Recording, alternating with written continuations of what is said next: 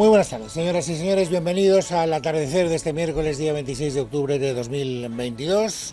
Hoy es un día, ya lo sabíamos, en el que los presupuestos generales del Estado ocupan el interés informativo preferente, porque a esta hora están en el Congreso de los Diputados discutiendo el Gobierno y los partidos de la oposición a propósito de si son buenos, si son malos, si hay que presentar enmiendas a la totalidad o no.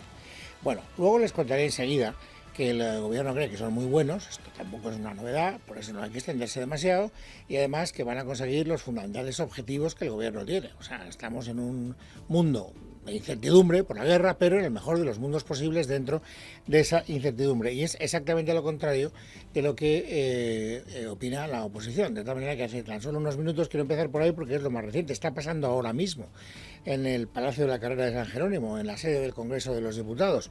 La portavoz del Partido Popular, Cuca Gamarra, ha dicho que son tan malos que hasta los propios presupuestos del Gobierno se enmiendan a sí mismos. Acompañan un plan presupuestario con dos escenarios, el escenario 1 y el escenario 2.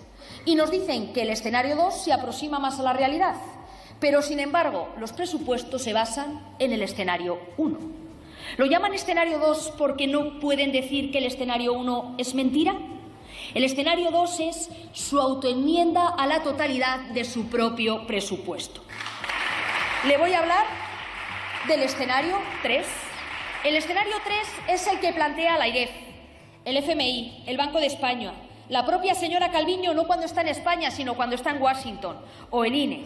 Y ese lo que refleja es que la previsión de crecimiento será menor, que hay rebaja también en la previsión de creación de empleo y que sube la previsión de inflación.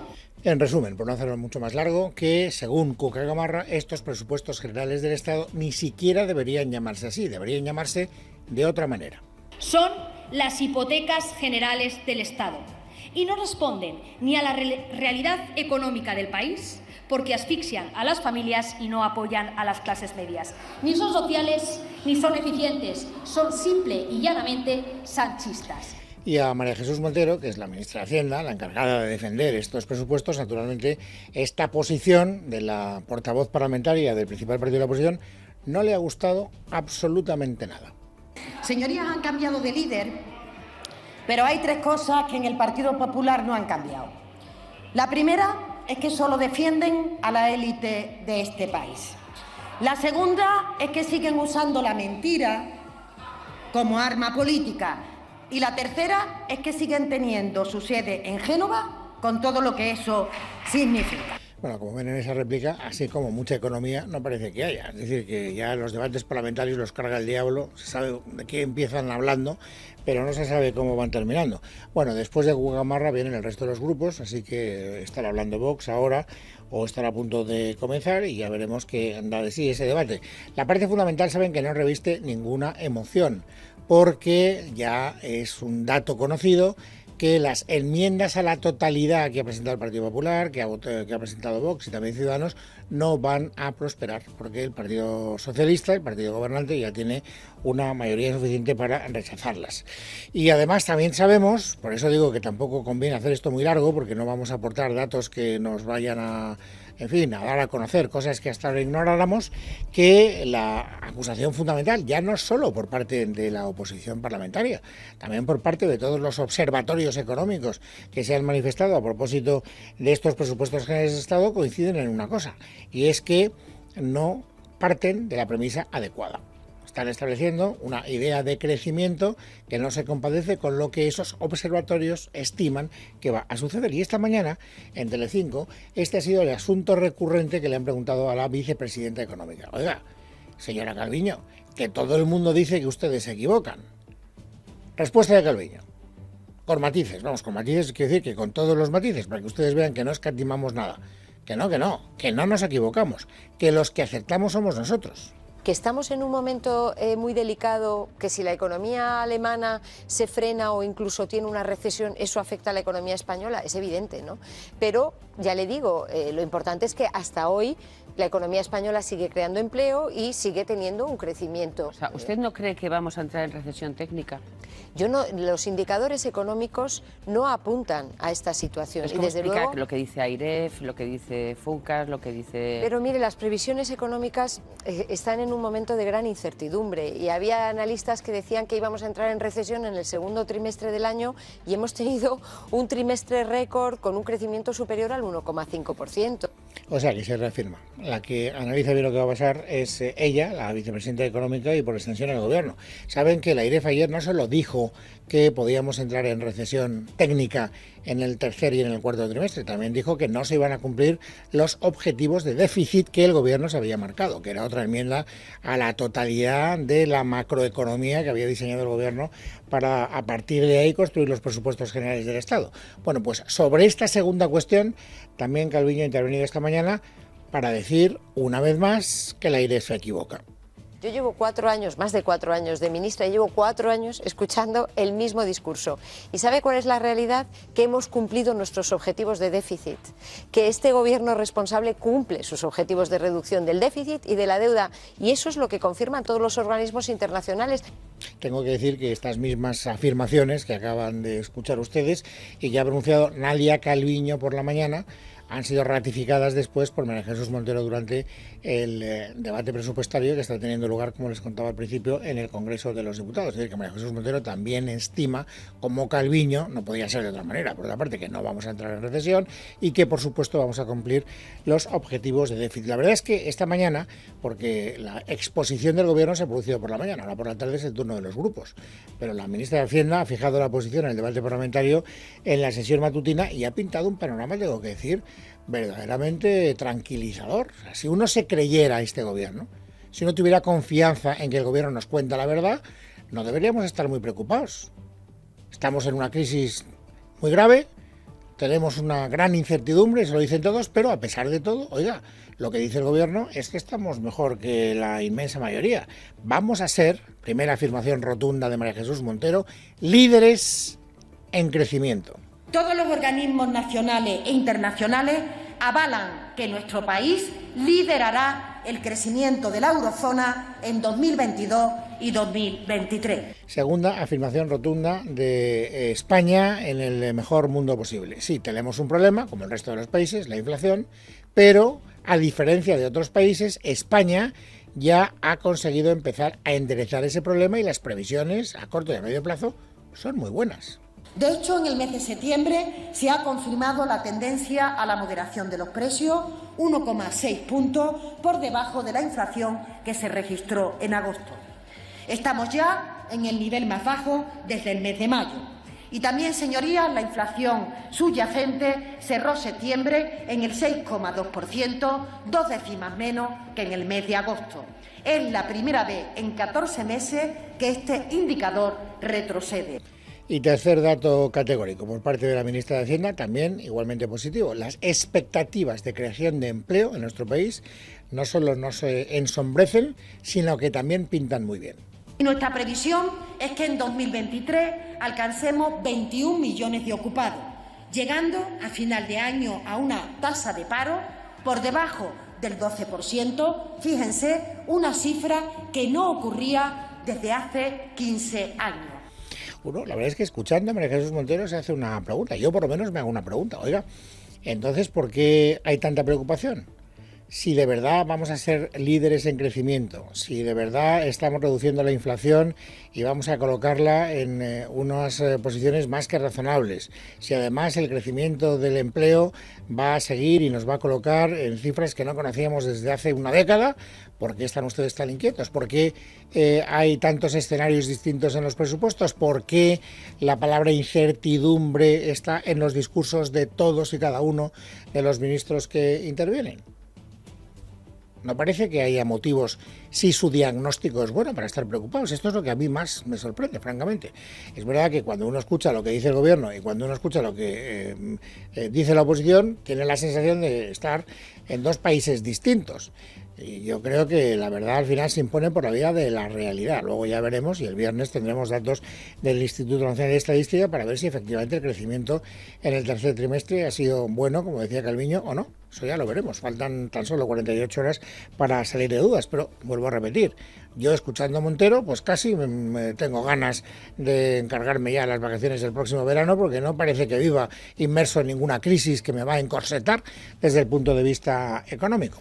Bueno, esto por lo que respecta estrictamente a los presupuestos. Pero saben que los presupuestos están íntimamente cosidos a negociaciones que no tienen que ver directamente con los presupuestos. Esto es un clásico, a nadie le tiene que sorprender. Cuando un partido independentista o cuando un partido nacionalista, pero vamos, es que esto es así desde tiempos inmemoriales, quiere apoyar o es demandado para apoyar los presupuestos generales del Estado, lo que piden esos partidos a cambio no son partidas presupuestarias, que también son otro tipo de negociaciones. Esto lo decía muy bien Cuca Gamarra esta mañana, creo que se le entiende bien y yo estoy completamente de acuerdo con ella. Las concesiones no están dentro del presupuesto, sino que son negociaciones paralelas a la propia aprobación y tramitación del mismo.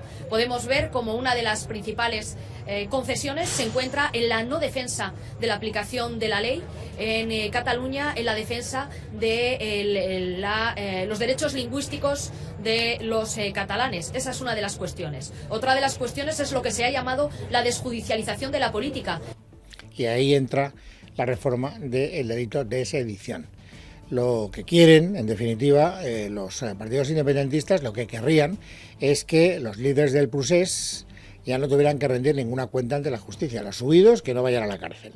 Y los que tienen cuentas pendientes, que naturalmente tengan un horizonte penal despejado.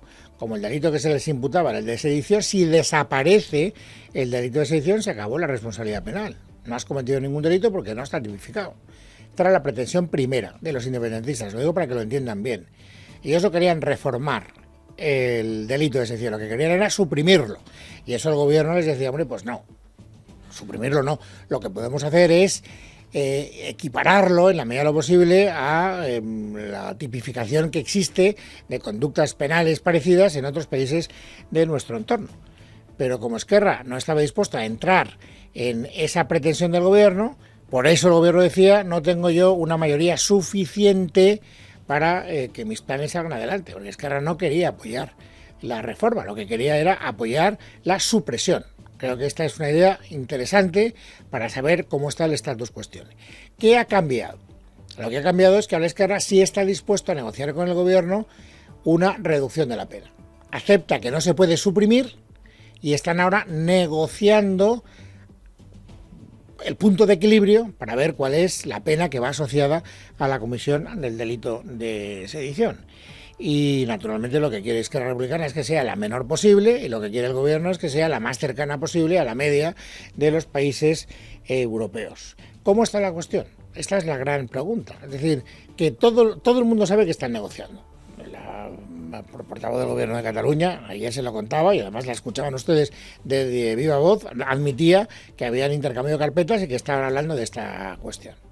Pero claro, lo que no sabemos es en qué momento está esa negociación. Hoy se lo han preguntado a Rufián. Y fíjense ustedes lo que ha dicho Rufián.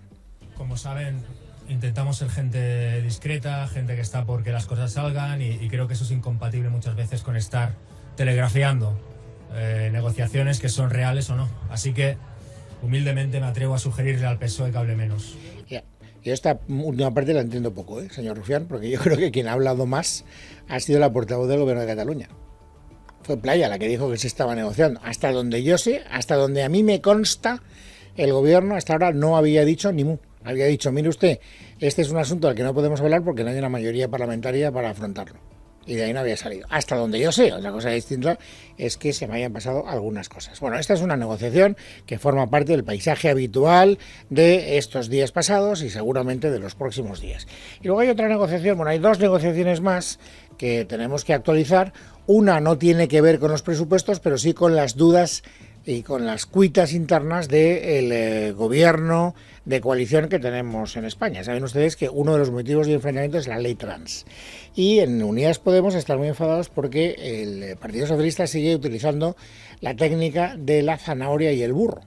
Es decir, ahora retraso un poco más las enmiendas, luego las vuelvo a retrasar un poco más, luego las vuelvo a retrasar un poco más, porque es la tercera vez que piden una prórroga para la presentación de enmiendas, y entonces ahí Unidas Podemos dice, mira chico, o sea, aclárate. Vamos a establecer un calendario fijo, que es lo que ha dicho Irene Montero, para saber en qué momento se acaba la presentación de enmiendas y en qué momento se aprueba la ley.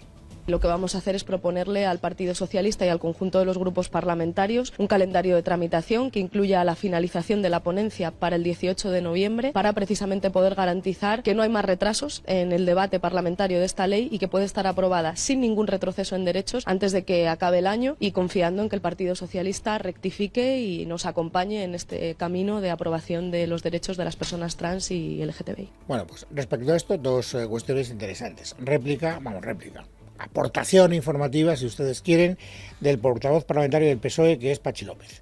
Primero, es falso de toda falsedad, me río porque claro, eso no se lo cree nadie, pero bueno, el señor López habla también con tanto énfasis que parece como que no admite ninguna duda. No es cierto que queramos retrasar la ley, eso no es verdad. La ley va a salir pronto. Lo que queremos es que la ley, cuando salga, esté blindada ante cualquier recurso que se pueda presentar frente a ella. Si nos empeñamos todos, seguramente sí.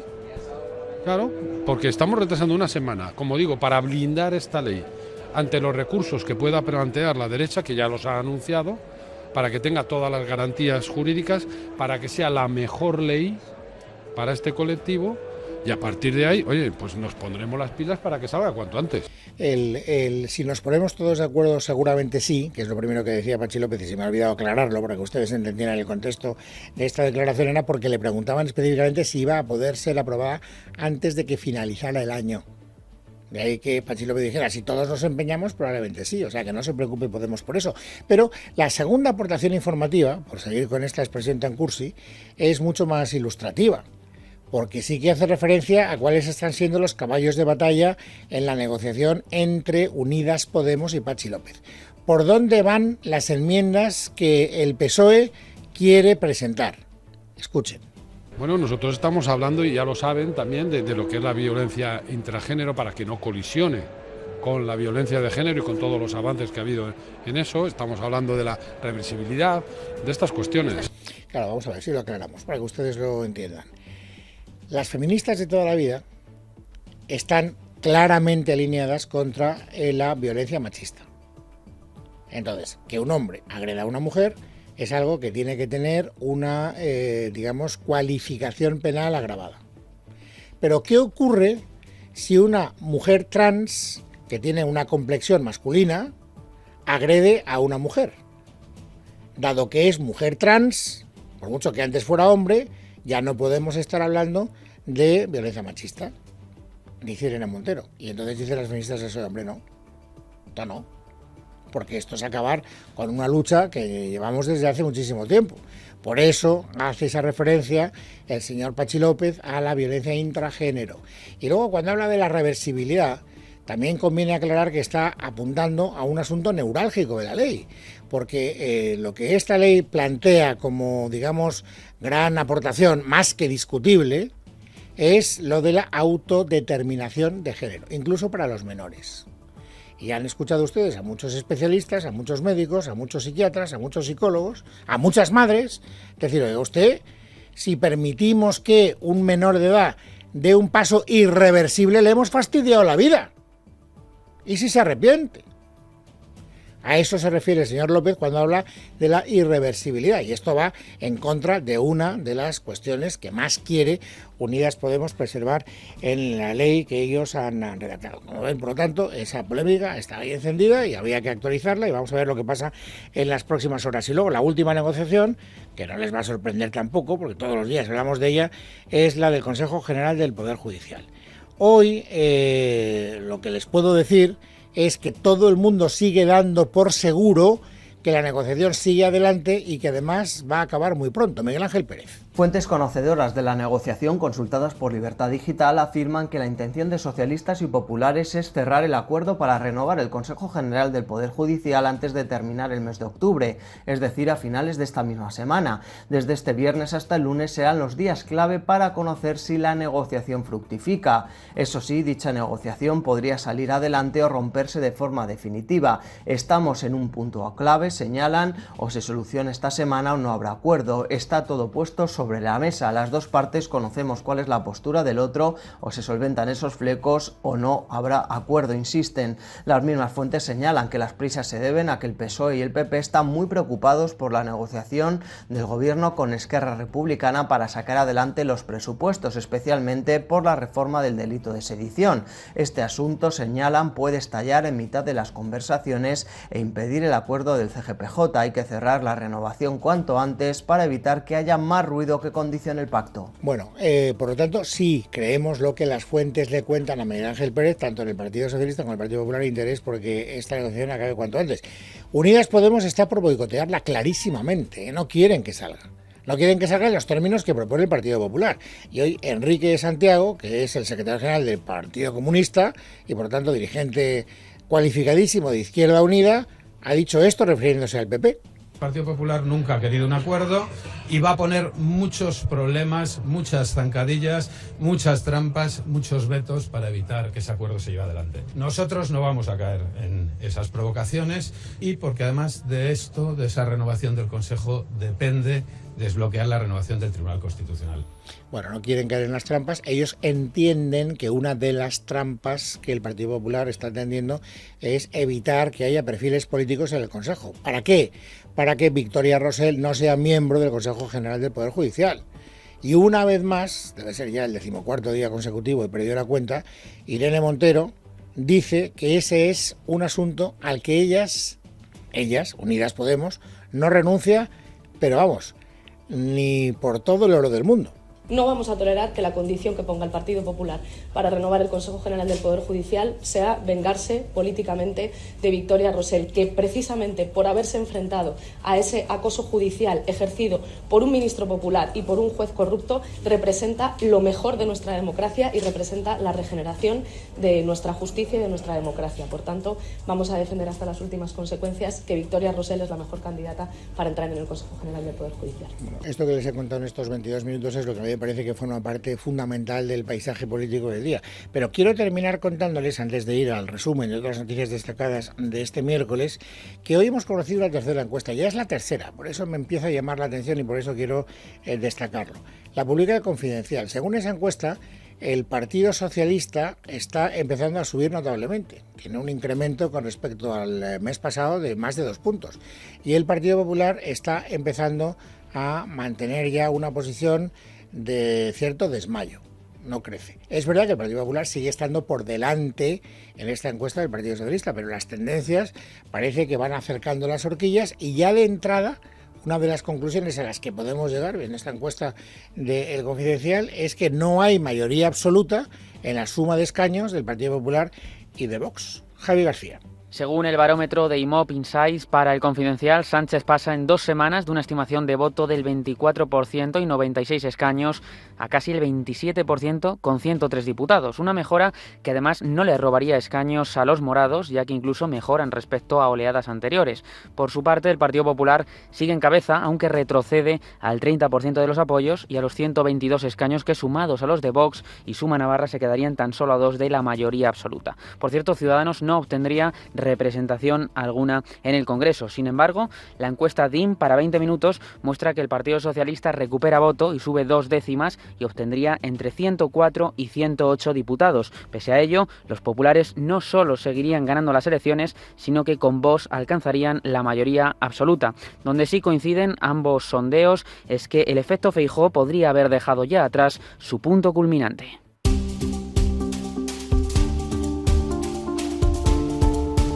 Miércoles 26 de octubre de 2022, vamos amigos ahora a completar el paisaje informativo sobresaliente del día. Esther Nieto, buenas tardes. ¿Qué tal, Luis? Buenas tardes. Empezamos hoy en Ciudad Real, donde un hombre ha matado a 2 personas, entre ellas un policía, tras atrincherarse en su vivienda entre los municipios de Villamayor y Argamasilla de Calatrava. El atacante de 52 años también ha dejado otros 3 heridos, uno de los cuales es su padre, con el que habría discutido antes de los hechos. El hombre sufriría un trastorno mental, tal y como explicaba el teniente de alcalde de Argamasilla, José Antonio García. Parece ser que tenía problemas psicológicos, se ha trincherado en su chalet, ha cogido un rifle con mira telescópica y ha empezado pues, a disparar a los que estaban alrededor suyo. Ha disparado a uno, ha llegado policía local, ha empezado a acribillar el coche de la policía local. Tras el ataque, los policías han abatido al hombre, que fallecía minutos después. Y también un adolescente ha fallecido y otro ha resultado herido al desplomarse una pared de un vestuario de un instituto de Ourense. Las 2 víctimas quedaron atrapadas debajo de los escombros y ha sido necesaria la intervención de los bomberos para liberarlas. El herido ha sido trasladado de emergencia a un centro hospitalario. Y más cosas, la oposición ha salido a criticar duramente la decisión de incluir en la ley del deporte una enmienda pactada por PSOE y PNV por la que se abre la puerta a crear selecciones vascas de deportes como el surf o la pelota y que éstas puedan competir a nivel internacional. Partidos como PP o Vox consideran que esto no es más que otra cesión del gobierno a sus socios. Unas críticas a las que respondía esta mañana el portavoz del PSOE, Patxi López. Bueno, el Partido Popular hablará de cesiones todo el rato y se romperá España cada 10 minutos por culpa de este gobierno, pero lo que es evidente que no creo que por una selección de surf o de pelota vasca se rompa absolutamente nada, ¿no? Y además, sobre todo, porque todas ellas tendrán la garantía del Consejo Superior de Deportes y de la federación correspondiente, ¿no? Por cierto, que López se refería también esta mañana a las declaraciones que realizó ayer el vicepresidente de Castilla y León, Juan García Gallardo, en las que se refirió al PSOE como una banda criminal. El portavoz socialista llamaba al PP a llamar al orden a sus socios de Vox, una petición a la que respondía así el presidente castellano-leonés Alfonso Fernández Mañueco. Ustedes me conocen a mí y saben que mi forma de hacer política se basa en los argumentos, en las razones, en la discrepancia y el respeto al discrepante. No me gustan las descalificaciones, los exabruptos, cualquier otro tipo de consideración, vengan de donde vengan. Y yo creo que tengo la autoridad moral suficiente para pedir a todo el mundo que bajemos todos el tono. El interventor de Renfe, que mantuvo una conversación telefónica con el maquinista Francisco José Garzón justo antes del descarrilamiento del tren Alvia en julio de 2013, Antonio Martín Marugán, ha confirmado que realizó esa llamada. Desdice así la versión dada por los agentes de policía que declararon ayer en el juicio y que dijeron que el interventor negó la llamada tras el accidente. Sandra Fares. Antonio Martín Marugán, el interventor del Alvia, ha declarado esta mañana en la ya 5ª jornada del juicio y ha afirmado que realizó esa llamada en ese momento preciso porque iba relajado y porque no tenía nada más que hacer. Además, ha reconocido que no era algo urgente, pero que la hizo en ese momento porque en la estación de Santiago iba a tener más trabajo y en el trayecto a La Coruña había muy mala cobertura. Sobre que negase la llamada a la policía, ha afirmado que la borró de su mente por el shock que le produjo el descarrilamiento. Además, ha defendido que estaba entre sus funciones buscar el confort de los viajeros y de ahí la llamada al maquinista. Ha añadido que era precisamente el maquinista quien podía decidir si responder o no. Además, ha subrayado que desconocía la existencia de la curva de Agrandeira y la peligrosidad del tramo. Ha asegurado también en su declaración que si hubiera sabido lo que iba a pasar, no habría hecho aquella llamada. Tras la polémica por no haber invitado a Alfonso Guerra al acto que celebrará el PSOE el fin de semana en Sevilla, los que ahora no parece que quieran asistir al evento son los propios varones socialistas. Por el momento, la presidenta de Baleares, Francina Armengol, ha sido de las pocas que han confirmado su asistencia a este acto, en el que se recordarán los 40 años del triunfo de Felipe González en las elecciones. Muchos, como el presidente de Extremadura, hablaban hoy de problemas de agenda para no acudir al mismo. Estoy haciendo todo lo posible para que así sea. Tengo una boda ese mismo día de un sobrino, que intentaré cuadrar cuando sepa exactamente los horarios para, obviamente, poder acompañar. Es un día para nosotros muy importante. Es la historia de España y es la historia del PSOE. Y ya está en Barcelona Oliver, el niño de 2 años y medio que tiene un tumor cerebral del que será intervenido hoy en el Hospital Sant Joan de Déu. El pequeño ha llegado desde México en un avión medicalizado, pagado por un empresario español que prefiere mantener el anonimato. Ricardo González Mangas. El niño malagueño que no podía ser operado de ese tumor en México ya se encuentra en Barcelona. Su llegada se ha producido cerca de las 11:30 de la mañana, acompañado de su madre en un avión medicalizado. Todo ello sufragado por un empresario anónimo. Los médicos mexicanos vaticinaron su muerte en 15 días si no le operaban de manera urgente. David es el tío de Oliver. Se encontraba un poco flojo, decidieron hacerle radiografía y hacerle un TAC y descubrieron el tumor. Le dieron una esperanza de vida de 15 días si no se operaba. Ninguno de los especialistas mexicanos que los padres consultaron consideraba viable esta operación, pero sí encontraron esperanza en el hospital Son Jan de Déu, donde se mostraron dispuestos a operarlo. Tras este ofrecimiento, los padres apelaron a la solidaridad para poder financiar el costoso viaje y dieron con un empresario anónimo que ha sufragado casi los 200.000 euros que ha costado traer al niño desde Cancún. Más tarde hablaremos con un cirujano para hablar del tipo y la complejidad de la intervención a la que se someterá Oliver. No se lo pierdan. Y hoy ha tenido lugar la primera sesión de control en el Parlamento del nuevo primer ministro británico, Rishi Sunak. La sesión ha estado protagonizada por los ataques por parte de la oposición que acusan al premier de no velar por la estabilidad de los más desfavorecidos. También le han preguntado a Sunak cuándo convocará las elecciones, algo que este ha descartado. Bueno, un par de cosas más antes de despedir este resumen informativo. La policía ha detenido, fíjense, 19 años después a un hombre como posible autor de la muerte de la que fuera su pareja, Juana Canal, una madrileña de 38 años con 2 hijos que desapareció en febrero de 2003 sin dejar rastro. La cuestión, Lorena López Lobo, es ¿por qué se le detiene 19 años después? Buenas tardes, Luis. Ya sabes, aquí lo hemos contado muchas veces, que la Guardia Civil y la Policía Nacional nunca dan un caso por perdido y a falta de apenas 4 meses para que este crimen prescriba, hoy se ha detenido, como contabas, en la localidad madrileña de Fuente el Sad a la expareja de Juana Canal, Jesús Pradales, que así se llama. Había rehecho su vida y residía allí con su actual mujer y sus 2 hijos, pero ha sido durante todo este tiempo, casi 20 años, el principal sospechoso de esta misteriosa desaparición. La noticia ha sorprendido a la familia de la víctima, como explicaba a Es Radio una sobrina de la fallecida. Me he quedado sin respiración. Personalmente me costaba confiar en que se pudiese llegar a detenerle. Juani, que en febrero de 2003 tenía 38 años y 2 hijos, se esfumó de su vivienda en el barrio madrileño de Ciudad Lineal, donde convivía con el detenido, que explicó a sus hijos que se había marchado voluntariamente tras una fuerte discusión de pareja, aunque lo cierto es que no se llevó ninguno de sus efectos personales.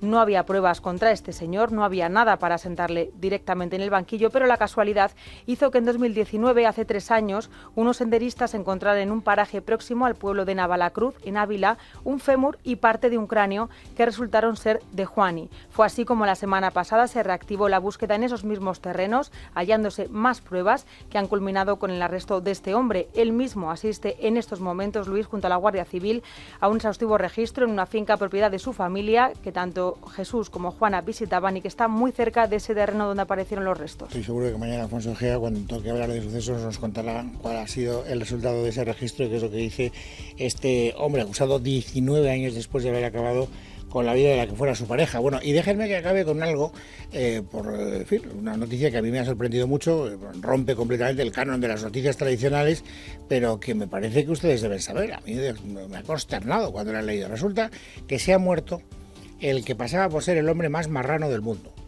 Tenía 94 años, vivía en Irán y llevaba sin bañarse ni ducharse 20 años. Y el problema es que, claro, la gente que estaba cerca de él decía, mira, chico, o sea, algo tienes que hacer porque no hay manera de estar a menos de 20 metros de donde tú te encuentras.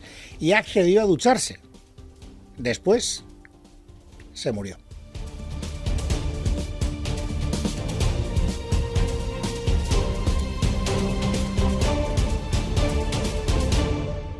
En casa de Herrero, Es Radio.